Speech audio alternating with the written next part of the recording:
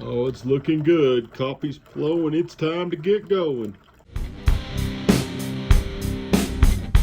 Hey, welcome back to Questions Over Coffee. My name's Kevin Smith. It's good to see you again. Want a cup of coffee? Don't forget to like and subscribe so that you don't miss anything that's coming up on Questions Over Coffee. If you have a comment or a question, leave it in the section below. We'll get to it just as fast as we can. Today's question is, should a Christian obey their government? This is a very touchy subject in many cases. Well, quite frankly, Americans hate to be told what to do. We just do, right? That is the case. But what does Scripture say about Christians and their government?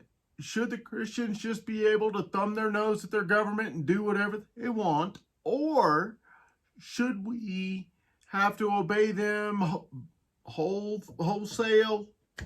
Or is there some middle ground? What is going on here? Should a Christian have to do what their government officials say? Well, the short answer is yes. As much as we hate to admit it, as much as we hate to hear that answer, the short answer is yes, we must obey our government. Let's go ahead and take a look at Romans chapter 13, verses 1 through 5. Let's read together. Every person is to be in subjection to the governing authorities, for there is no authority except from God, and those which exist are established by God. Therefore, whoever resists authority has opposed the ordinance of God, and they who have opposed will receive condemnation upon themselves. For rulers are not a cause of fear for good behavior, but for evil. Do you want to have no fear of authority? Do what is good, and you will have praise from the same. For it is a minister of God to you for good. But if you do what is evil, be afraid, for it does not bear the sword for nothing. For it is a minister of God, an avenger who brings wrath on the one who practices evil. Therefore, it is necessary to be in subjection not only because of wrath, but also for conscience sake. There you go. Romans, Paul says we have to obey. Now, he does mention that God put them in power. And he mentions that a failure to obey the government is a failure to obey God. Now, here's the deal. What folks will say is, but the government doesn't obey God. And that's the sticking point. Because when the government tells us we cannot do something that God says we must do, then we have to obey the higher authority, which is God. But in the U.S., that does not happen as much as we like to think it does. Now, there are countries in the world where that does occur. And in those cases, those Christians must obey God rather than man, as Peter told the Sanhedrin in Acts chapter 4. But in most cases, we must obey what our government says. Now, we have been blessed in the U.S. to have the ability to write our legislative people and say, I don't like this decision, or we need to change X, or whatever the case may be. That is a privilege that you and I have been granted.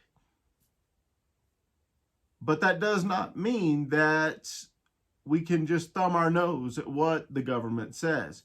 But maybe Paul was the only one that suggested this. I mean, after all, before he became an apostle, he was a member of the governing body for the Jews, right? Let's take a look at what Peter says in 1 Peter chapter 2. We're going to consider 1 Peter chapter 2, verses 13 through 17. Let's read together. Submit yourselves for the Lord's sake to every human institution, whether to a king as the one in authority, or to governors as sent by him for the punishment of evildoers, and the praise of those who do right. For such is the will of God, that by doing right you may silence the ignorance of foolish men. Act as free men, and do not use your freedom as a covering for evil, but use it as bondslaves of God. Honor all people. Love the brotherhood. Fear God. Honor the king. Okay, so there you go. Paul was not the only one that said we have to obey the government. Peter lived in a much more dangerous time than when Paul was writing to the Romans.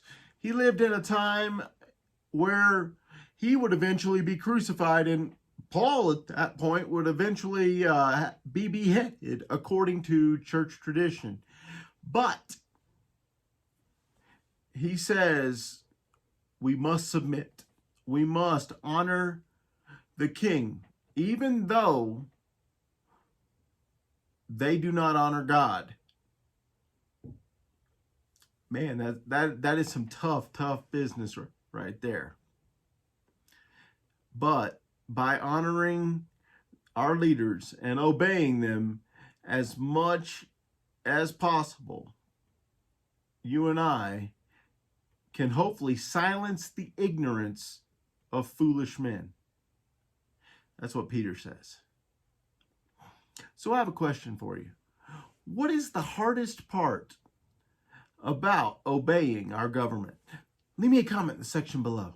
Don't forget to like and subscribe so that you don't miss anything that's coming up on Questions Over Coffee. Thank you for joining us today. I look forward to the next time. Keep pressing forward.